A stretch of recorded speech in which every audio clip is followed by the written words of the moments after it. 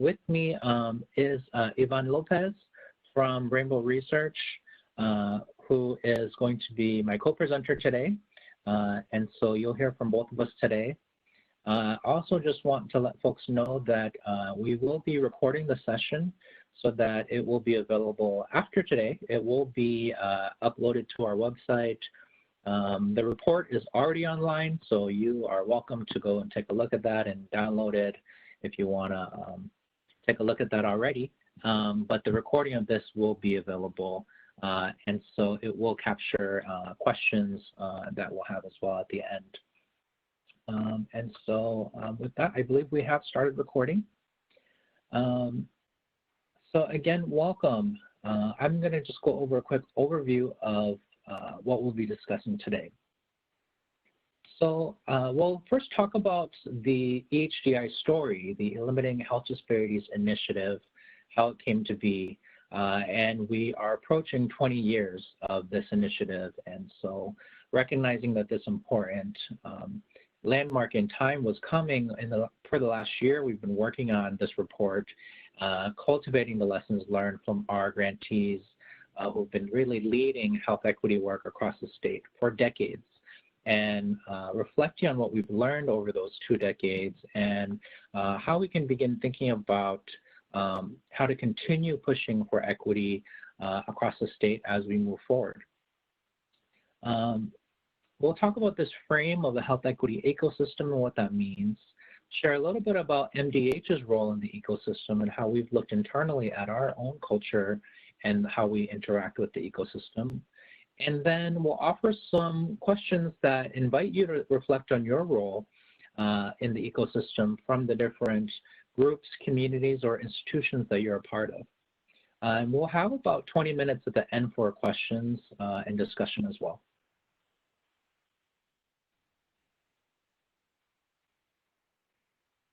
So the big question that we always get is, has investment in the Eliminating Health Disparities Initiative eliminated health disparities in the state, right?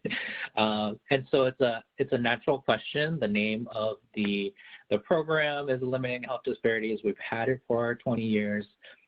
It's a valid and a fair question. But as our team reflected on this question, you know, we realized that so much has changed in terms of what we know about the impact of health inequities and how we make sense of how they are perpetuated and how we can work towards equity in all different areas. And so we want to share some of those lessons today to give a context and a frame to think about this question in a different way and to really highlight the impact that our grantees have had and name the other systemic factors that need to be addressed as we think about health equity in Minnesota. So I want to just start with naming what we already know around the costs that health inequities have for the state of Minnesota and also nationally. And so this is all pulled from our report and highlighting research that has been done by partners across the state and across the country. And so we know that in Minnesota, addressing health inequities could save almost 800 lives per year, would add over 1,000 people of color, American Indians, into the workforce, and save over $2 billion through increased employment and decreased sick time. This is per year, and this is just for the state of Minnesota. We also know that nationally, estimates have looked at the past decade and know that racial disparities in health outcomes have cost health insurers $337 billion over the last 10 years. So we know the significant economic impacts of health inequities.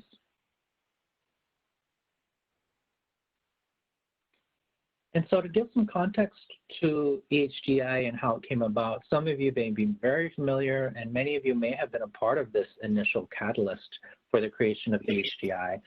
But to set some context, it was created by the legislature in 2001. It was really led by communities of color and American Indians who rallied from across the state and really demanded that the legislature and our state leaders invest in community-led solutions to address health disparities. And at the time, the goal was to close gaps in 8 different priority health areas, which I'll go into shortly. This was to address what we knew was in existence, that the systems that were created weren't designed for our communities. And so this was a way to begin investing in community-led solutions.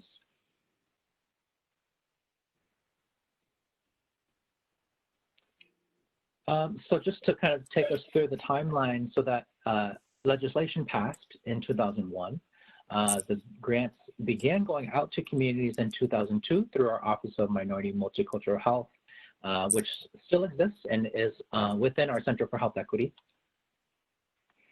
And that leads us up to a few years ago, where Commissioner Ellinger created the Center for Health Equity as this umbrella to house the Office of Minority Health and the EHDI grant program. And most recently, in 2018, we released our 5th version of the EHDI request for proposals, and since then have brought on our latest cohort of EHDI grantees across the state. There's about $5 million that has been invested into EHDI, which has been consistent over these last 2 decades. And so there's a portion of that, about $3 million, that comes from state funds, and about $2 million that comes from federal TANF funds. And they fund these different priority health areas: teen pregnancy prevention, breast and cervical cancer, cardiovascular disease, diabetes, HIV/AIDS and STIs, immunizations, infant mortality, and injury and violence prevention.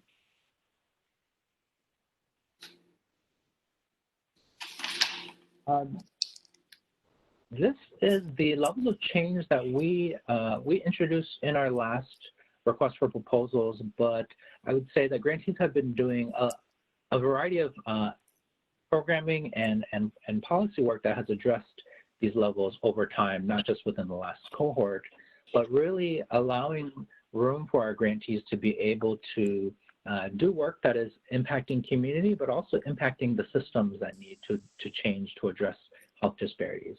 So all the way from root causes and addressing the conditions that create our health, to addressing organizational policy or institutional change, and then also providing direct services to communities.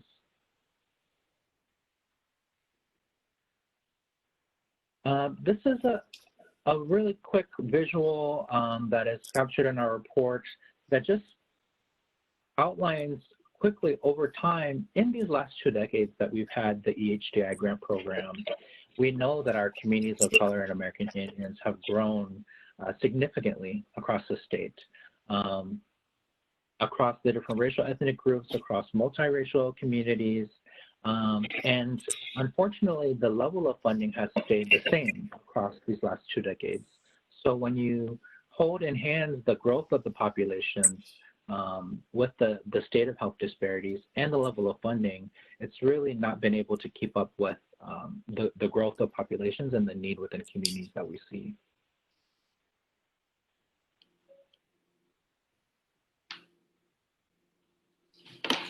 So now we want to move into the impact that EHDI has had over the years. And so we know from having worked with our community leaders and organizations over the last 2 decades that the impact has definitely been powerful and measurable. We have seen organizations adapt and create programs specifically tailored to communities. We've seen increases in access to preventative care amongst communities that otherwise conventional public health programs haven't been able to reach communities. And we've seen the impact at individual, institutional, and systems levels. And so I'm going to turn it over to Yvonne, who will talk through some of those learnings and the impact of our grantees. Thank you. So in the next few slides, we're going to be presenting some both qualitative and quantitative data that is included in the report and that speaks to this impact. So if you can start the next slide, cool. So as we can see here, these are some of the statistics that are included in the report itself. And when we talk about how the grantees have increased effectiveness, some of the reportings have found that they have been able to find access to more resources, or that EHDI even has allowed them to either create or adapt a resource to their community. So 80% of the grantees in the past years have said that EHDI has allowed them to fund and create or adapt resources to their communities, which is super important because we're going to be speaking more about what does it mean to be actually doing this work and how is this important for better improve the health and reduce the health disparities in Minnesota. You can go to the next slide. So another thing is that 90% of grantees reported that through HDI, they have been able to build more capacity that strengthens them for the future. And they've also been able to train 2017-18, 917 professionals. So this is including all the levels of change that Ku was saying. So it has been able to provide direct services, but also being able to train professionals and better improve the health landscape in Minnesota. If you can go to the next one. So this one is just to give you a rough idea of how the impact of EHDI has in Minnesota. So in 2016 to 2019, there were 409,607 people of color and American Indians that were approached through our grantees. And then it's divided by direct and indirect contacts. So what we mean by direct contact is everything that relates to like testing and programming and educational efforts, but also our grantees are able to inform their communities either by fairs or they have flyers, they create online and videos, resources. So all of this are counted as indirect contacts because they're able to, in their different priority health areas, share information with their communities and also able to provide direct services to them. So if you can see here, these are the statistics of how many people the grantees had contact with in the past years. Next slide. And then in here, we are showing some national data in Minnesota of teen pregnancy rates. And since 2007, there has been a steady decrease in teen pregnancy rates in Minnesota. But then also one of the priority areas that the grantees focus on is teen pregnancy. And although we cannot say that all of this decrease is related to our grantees, they have been able to use EHDI funding to adapt their programs and their curriculums to change for more community-based solutions and promising practices that have been able to impact teenagers and the different races and ethnicities mentioned here. Thank you. Next slide. Another thing that we did was we interviewed grantees to know what it takes to do this work. And so here I'm going to be sharing some of the identified best practices that grantees shared when we asked them, like, what does it take to do this work? What are some of the ways that you're able to measure and improve? What are some of your practices that allow you to have such great impact with your communities? So one, for example, was that grantees mentioned that translation is just not enough. We have different programs and curriculums that we know of that are translated, and then people think that these are appropriate to just give to different communities. And they said that translation is a component that needs to be recognized, but it also moves from including LGBTQ languages, differentiating between first immigrants and second generations. So all of the nuances that goes into translation and culture are some of the things that our grantees take into account when they're doing their work. Another thing that they mentioned was that they actively engage with community members and different outlets. So like one example was that grantees would have focus groups with different community members and leaders that would share what ideas they had for their programming, and grantees would build programs based on that feedback. So grantees are not just having the expertise and creating curriculums and knowledge, they're also contacting their community members because they have trust and they have access to them, and they're able to improve their program by having firsthand information about what curriculums, what programs, what activities should be included. Another thing is that EHDI has moved from evidence-based practices to allowing grantees to use promising practices to better impact their communities. We know for various studies and our conversations with grantees that evidence-based practices are not built or are not think of with our communities in mind. So they're designed usually for white people, and then it doesn't necessarily relate to what our communities are doing. So allowing them to come up with their community-driven solutions is one of the things that grantees identify as best practices. Next slide.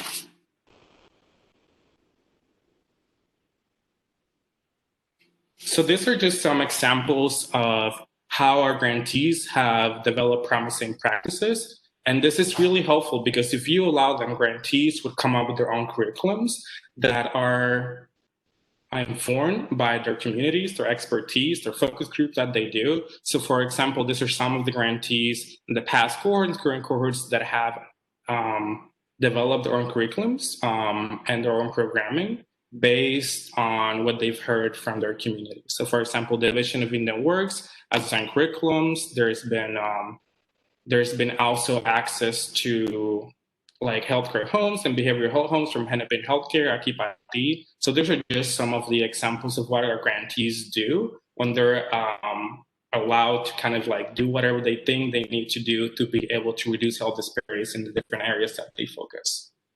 Next slide. Another thing that I want to share was some of the lessons learned that we were kind of like encompass both the quantitative and qualitative data from our grantees. And organizations that are reflect the communities are better equipped to serve and provide services. And one of the main reasons that grantees serve this is because they have trust in their own communities and they're able to include their expertise because they are represented in these organizations themselves. And then communities know why they need to create better health. They are able to come with solutions. They're better to adapt quicker. They're able to come up with different ideas, very creative ideas of how to reduce health disparities, how to eliminate them, and how to adapt to the current challenges that they're facing. So effective strategies are grounded in cultural knowledge and wisdom. This speaks to the community-based solutions and promising practice that I just mentioned, that they're grounded in the cultural knowledge of the organizations that exist because they are the ones who are driving this change themselves. And then an expansive narrative of health incorporates the intergenerational effects of collective oppression. So this relates to one of the examples that grantees are able to bridge the trust between their participants, their organizations, to the healthcare and medical system that Minnesota has. So this speaks to multiple layers of building trust within organizations and the systems that currently exist. And then flexible funding and honors the social and economic conditions necessary for health. And this is not just not allows for individual levels of change. It also allows systemic changes. As Ku was speaking before, there's the levels of change that grantees work on. So they go beyond kind of like direct service education to more systemic changes and allowing them to use funds to think of solutions that address some of the systemic barriers that they have seen in their own communities. So now I'll pass it up to Ku to speak a little bit more about social determinants of health. Thank you so much. And so, yeah, really want to piggyback off of one of those last points around this expanding the narrative of health and what creates health. And, you know, in the last 2 decades, we've seen significant progress in terms of understanding social determinants of health. And so, you know, that's very jargony language that we use a lot in public health and in healthcare, but really naming that there's more that impacts health outcomes than individual behavior. And so many of you on this call are very familiar with this and have probably seen this pie chart many different times. And so we had to name this, and we had to name the impacts, particularly of structural and institutional racism on our communities, and that we cannot try to address health equity without also naming and addressing racial equity. And in our current context, in the world we're living in right now, you know, this could not be more poignant and pertinent to name. And I mentioned this report has been in development for the past year.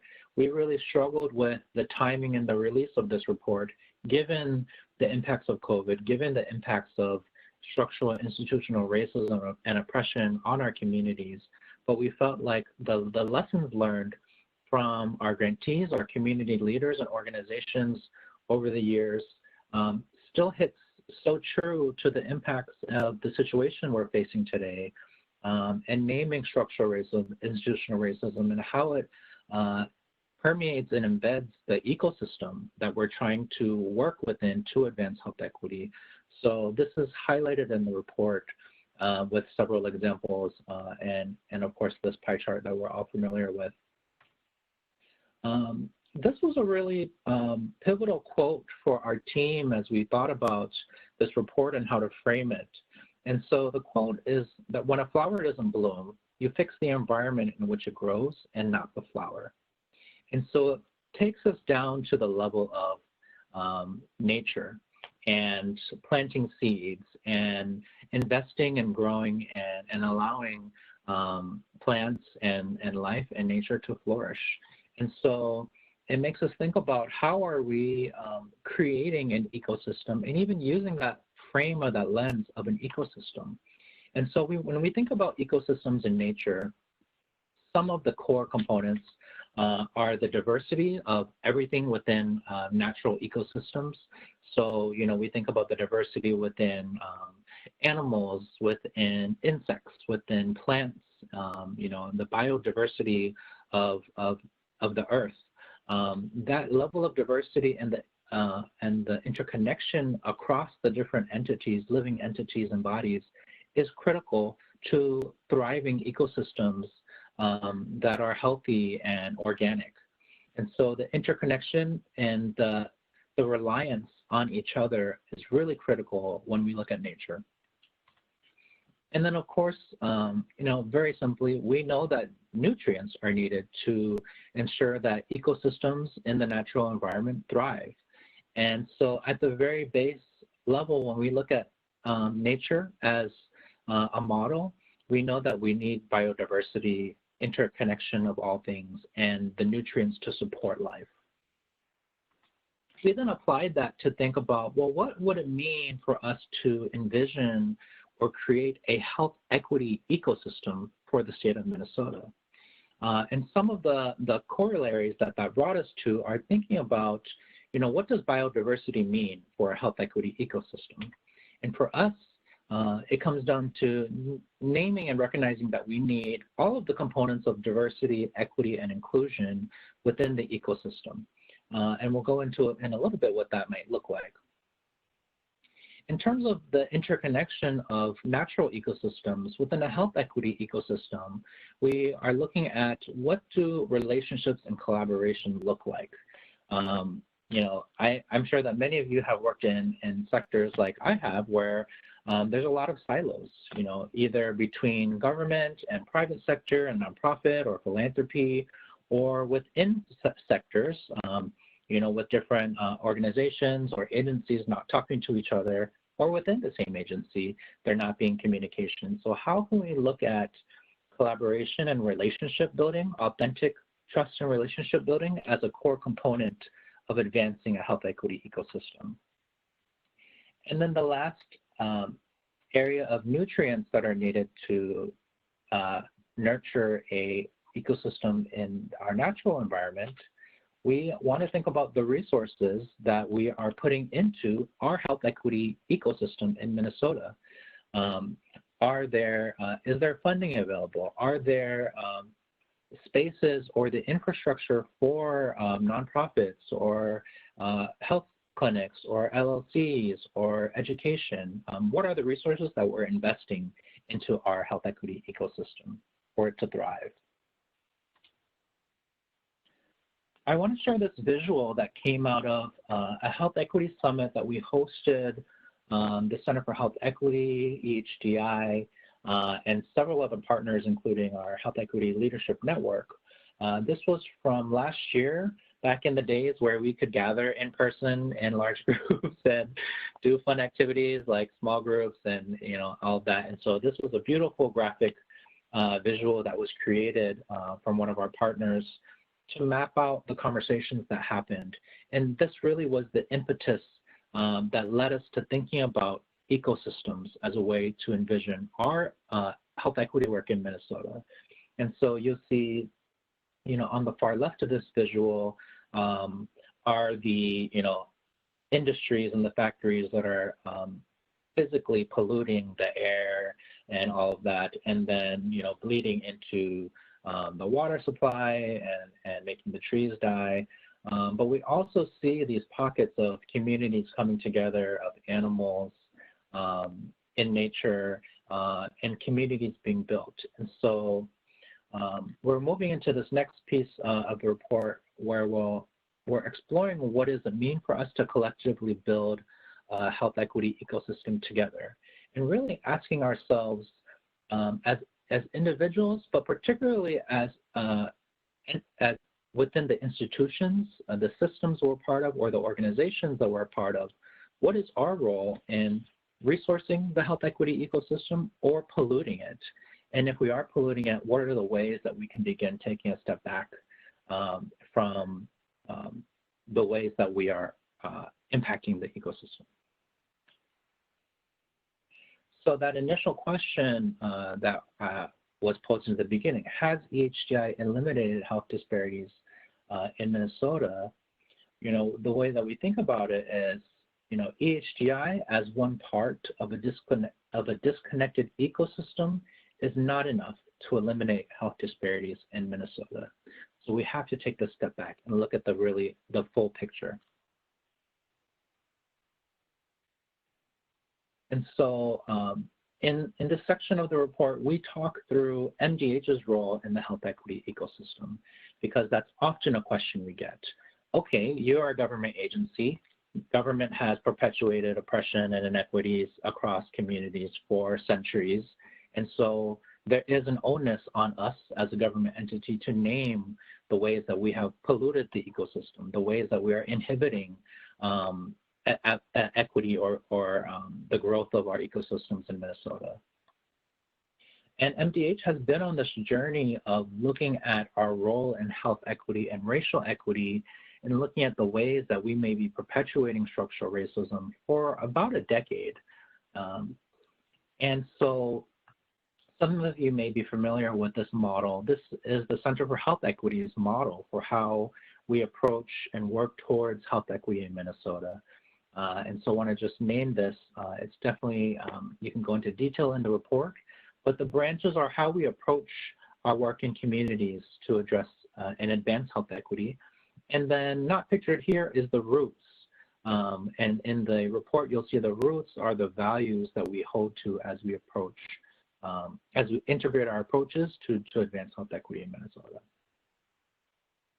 So this has been really critical for the center as we think through our work internally, as we advise and engage our staff, about 1,600 staff, 8 offices across the state, to embed equity into all components of the agency, and as we do our external facing work in communities. And so I just want to name that we think about it in these layers, that we cannot think about how we are nurturing the ecosystem without looking internally at MDH's culture, at MDH policies, systems, and practices, and what are the different ways that inequities are showing up within our system, within our culture, and identifying the proactive steps, the strategies, and creating the infrastructure to address our internal inequities or inconsistencies in how we want to really live out health equity and racial equity within Minnesota. And so the report highlights a few different examples of the ways that we're doing that through our internal training and capacity building with staff, with some of the required learnings that we've put into place. And then it also molds and shares some of our external facing work of how we're trying to share power and build power with communities. And of course, we still have a long way to go, but we do want to recognize and name some of the ways that the agency has been really innovative, or really trying to get better at how we share power with community. And it's not going to happen overnight, but we wanted to share that we are on a journey along with many institutions across the state to try to embed health and racial equity into the way we do our work.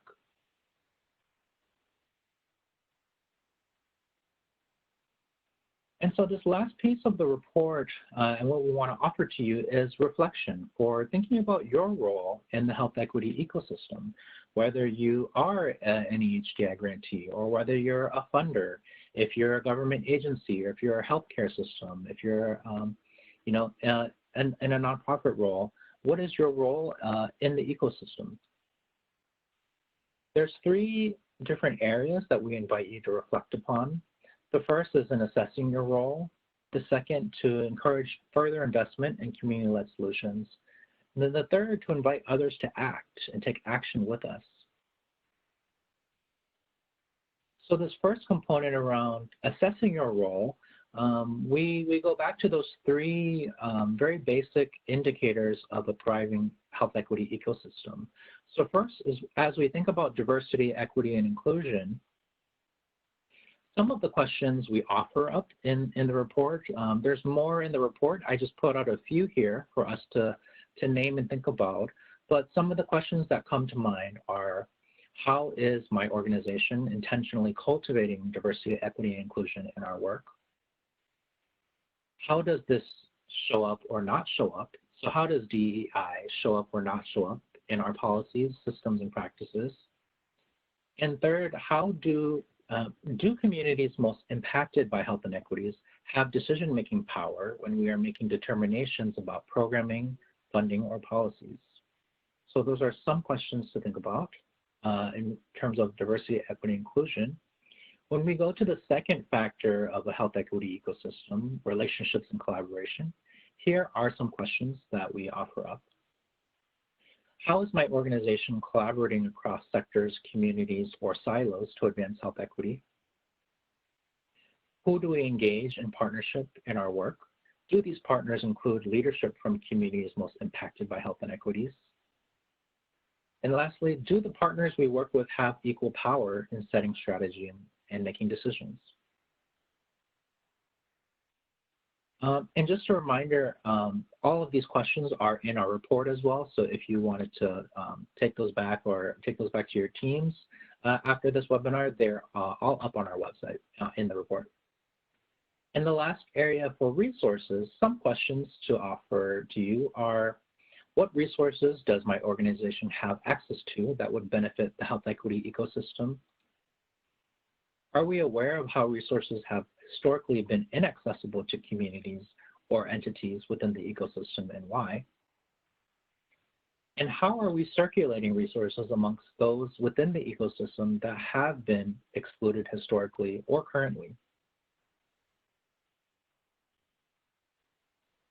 So the second area of action for this report is to invest in community-led solutions.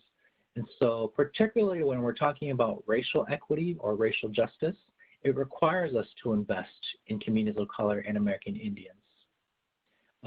And then also we want to consider how current investments are resourcing or inhibiting the ecosystem. And Yvonne mentioned earlier that we have really been moving away from a requirement of evidence-based practices for our grants to encouraging grantees to utilize promising practices that they see have been working on the ground in communities. And so even the requirements for how you can access funding and the application processes can be barriers. And so how can we, particularly as funders, either in philanthropy or in government, hold ourselves accountable to be able to ensure that communities have equal access to funding and there aren't built-in barriers into the way we are resourcing the ecosystem. And then the last piece is to invite others to take action. So we encourage you to share the report with your colleagues or with your networks. And depending on what institutions or groups or communities you're in, you all have different levels of influence or sway. And so who are your fellow colleagues or partners who could benefit from this way of thinking about health equity and expanding into a more comprehensive view of the ecosystem, please, we encourage you to share that with your colleagues, with associations you may be a part of, with anyone who this would be helpful for. For organizations, as you are looking for funding or advocating for additional funding, please feel free to use this report as a way to share with other funders or government agencies what we have seen works really well for our communities and what we need to be doing more of. So please share that. There's a link to our listserv for the Center for Health Equity if you want to stay connected to this work and how it moves forward. And then if you are on social media, we invite you to use hashtag equity ecosystem. If you're sharing the report, if you have reflections on this after the webinar or after you read the report, any of those social media platforms, Facebook, Twitter, Instagram, or LinkedIn, feel free to use that hashtag and we can just have a little fun and track with each other who's having this conversation. So before we go into questions, I just want to thank all of our past and current EHDI grantees who have really been on the front lines leading this work for decades and ensuring that our communities have the care, the access, the education that we need to be healthy and lead our healthiest lives. I also want to thank all of our partners who helped to put this report together, contribute to it, and get it together so we could share it with all of you. And so with that, we can go into questions. You can please feel free to use the chat if you have questions.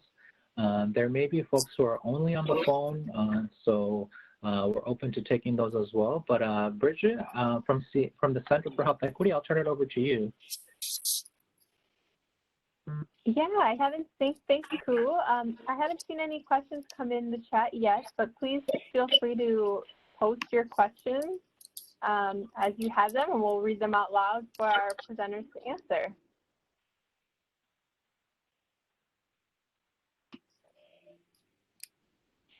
The question I see right now is, will the slides be made available? And yes, a recording of this webinar and the slides will be available on our website in the coming weeks.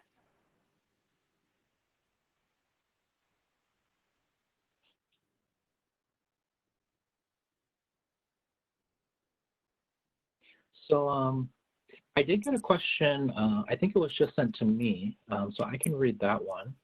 And the question was, how do you engage members of the community without adding additional burdens to their time and energy? I think that's a great question. So the way I'm interpreting the question, if institutions want to engage community members to build that, decision-making, buy-in, learning from communities, how do you do that without burning out communities? And I think there's a number of considerations, both around, are you compensating communities for their time and expertise? Also looking at how to ensure that you're getting that information or engagement in ways that aren't taxing in terms of the time of day. If you're doing, let's say, focus groups or things like that, the time of day, is there childcare available? Is it accessible in terms of location or language? So those are some of the considerations that we think about within the Department of Health as we engage community members. But I would say also just, I would feel free to ask community members how to best engage with them that doesn't add extra burden, and having those really conversations up front.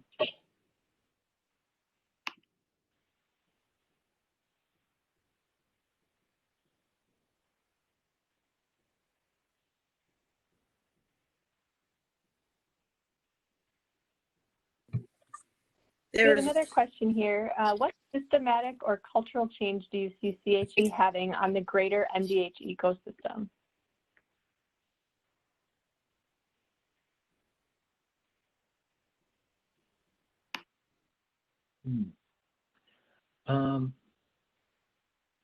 So I'm not sure, is that in terms of MDH ecosystem being what is our impact within MDH or also outside of MDH?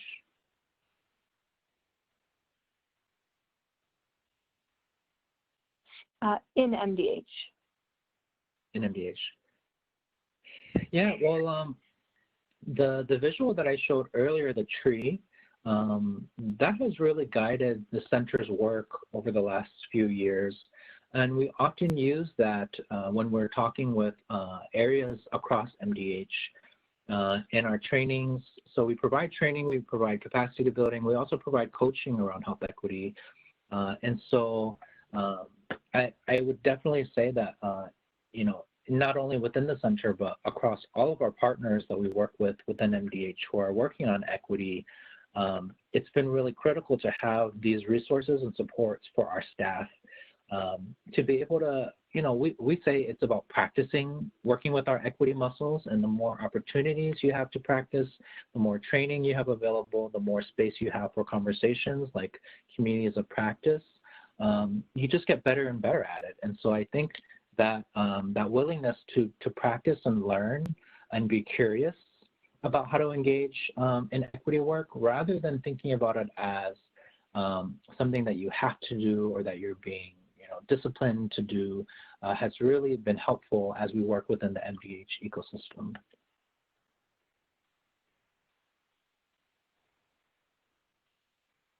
Another question here, how does the Center for Health Equity work with county public health departments across the state? Yes, that's a great question. I would say that engagement happens in a few different ways. Local public health agencies primarily work with one of our partners in MDH, the Center for Public Health Practice. But the Center for Public Health Practice and the Center for Health Equity work very closely together. We're in the same division within MDH, and we're very aligned in how we seek to work and advance health equity in the agency and in the state. And so I would say the majority of our engagement is in partnership with our Center for Public Health Practice. The Center for Public Health Practice has convened cohorts over the years of local public health professionals from across the state in health and racial equity cohorts to co-learn together. And we've been a part of those trainings. And so I've seen that as one way, but there's many different ways that we engage with local public health.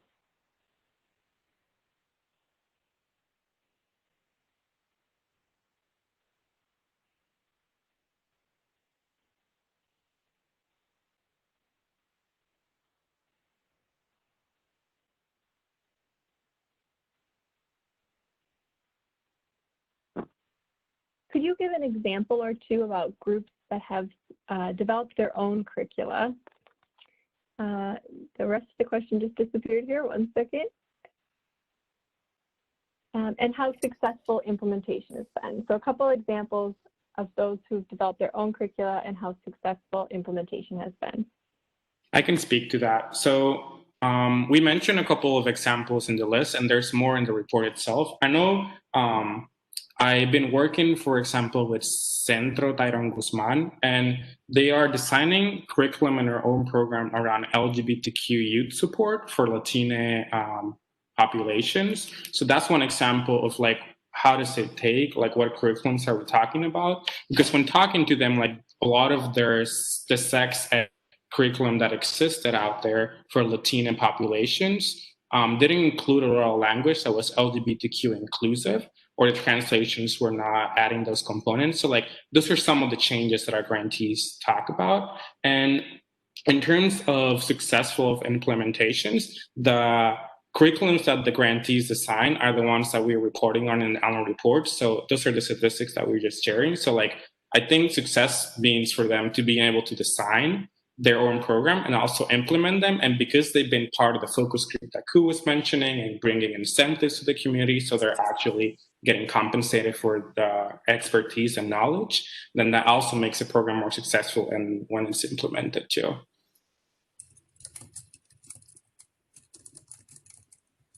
And then thanks, Yvonne. Oh, were you continuing there? Sorry to interrupt. I was reading the chat. I'm sorry. I was just looking ahead, and I know. Oh, great. Go ahead and follow up. Christina asks, can you address how curriculum content or delivery is different from current established programs. I'm not sure I found them.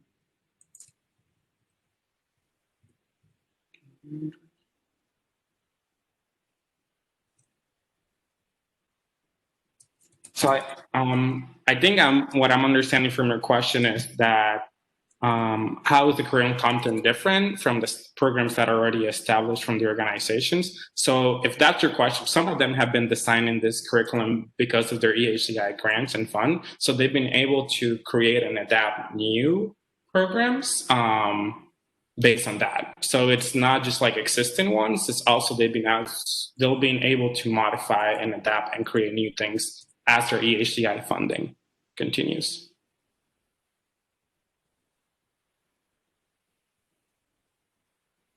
And how does MDH work with communities of color in rural areas of the state versus urban areas? Yeah, this is cool. I can take that. So one of the ways that we think about engaging communities as we think about health disparities is we take an intersectional approach. And so what I mean by that is we hold the multiple factors that impact health inequities together. And so we think about kind of our core priority populations as communities of color, American Indians, LGBTQ communities, disability communities, low-income communities, and looking at place-based disparities, which often includes rural communities.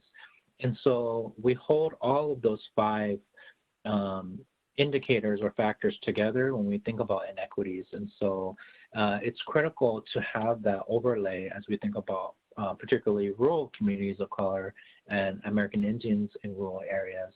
And so we do have partners and grantees statewide. And I think that that approach to the work has been helpful for us to be able to take into account the many factors impacting communities.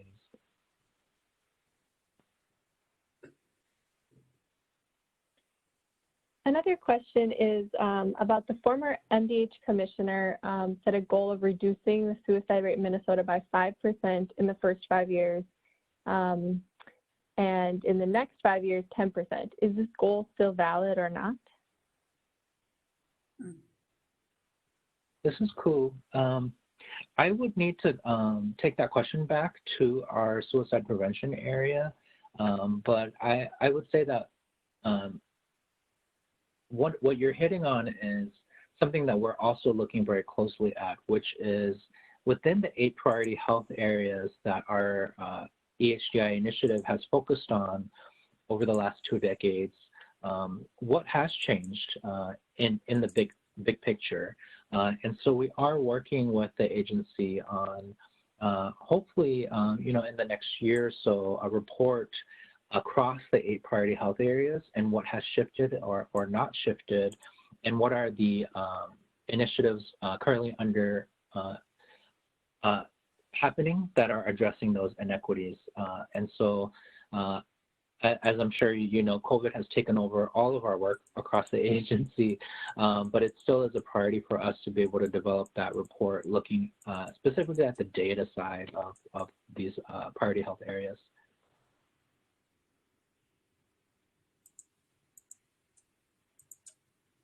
And how can people further support an additional evaluation of evidence-informed and innovative strategies over evidence-based strategies? And they comment that this is a transformative shift. I can speak a little to that. So research is able to work with grantees in regards to their evaluation and technical support and assistance. So one of the things that we do to support additional evaluations of these promising practices and community-driven solutions is being able to allow grantees to identify what they want to learn, what are the learning questions that they have, rather than focusing on kind of like getting data about the current program. It's like, what can you do to make this program better? What are some ideas that you have? How can we evaluate that together with community members? So for example, one of the things that we do is maybe like if they're designing their own curriculum, we are able to ask their participants and their community about what has been their experience around that, and we can analyze that data and learn together. So then it serves also like improving their program and curriculums kind of like as we're going. One of the examples that I can share for, so I work with some of the Latina grantees, and one of the things that we just did a couple weeks ago is we've been able to create surveys based in community about COVID needs in the Latino community. So kind of like a needs assessment. So those are some of the ways that we're able to use evaluation and adaptation. So their programs have adapted because of COVID. So now we're doing surveys that relate to needs assessment so they can add COVID topics related to their curriculums. Because if participants are coming to learn about stress or mental health or teenage pregnancy, but they have questions that are related to what's happening in the current context, grantees are able to adapt around that while also using evaluation and surveys and gathering data as they're going.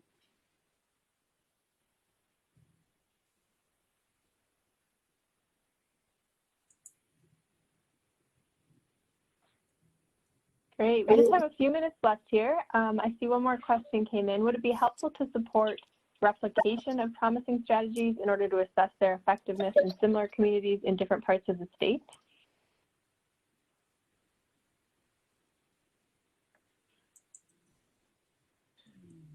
This is cool. Yeah, I mean, I think that would be really fantastic to see.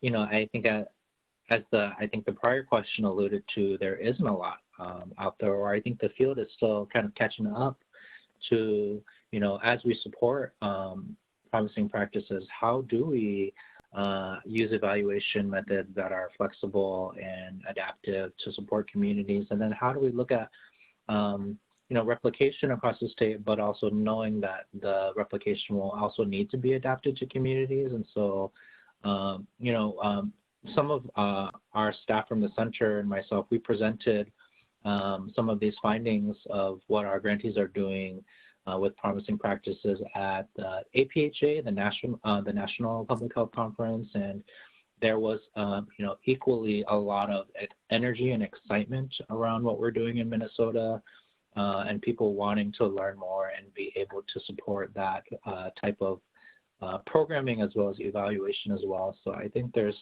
still a lot to learn about in evaluation.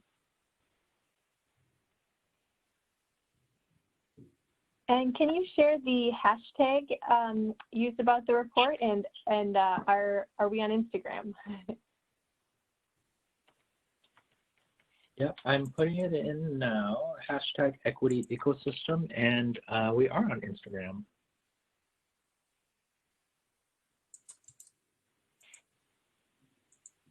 All right, is there any final questions before we wrap up here? I got a private question that I can share. The question is, if we hired an outside company to discuss health inequities within the department, if we did a survey of staff to determine what work is needed, and if there's a health equity survey we can share. And so we did a number of things. So as I mentioned, we've been working on specifically how to embed health and racial equity within the agency for almost a decade now, and have done a number of engagements with external consultants. We did a lot of work nationally with the Government Alliance for Racial Equity. They work with government agencies across the country to embed racial equity into their work. And so that was a large part of our work, and using their trainings to train all of our staff. We also embedded questions around health equity and racial equity into our employee survey that we do every 2 years. So this is the second year that we've had that survey with those questions, and so we're just beginning to get longitudinal data on progress or knowledge of health and racial equity. For a health equity survey of staff, we actually are partnering with the National Association of Chronic Disease Directors, who have created a health equity survey for staff. and are potentially going to be using that tool with some of the staff at MDH as well. So I believe if you do a search for National Association of Chronic Disease Directors and their Health Equity Staff Survey, you should be able to find it.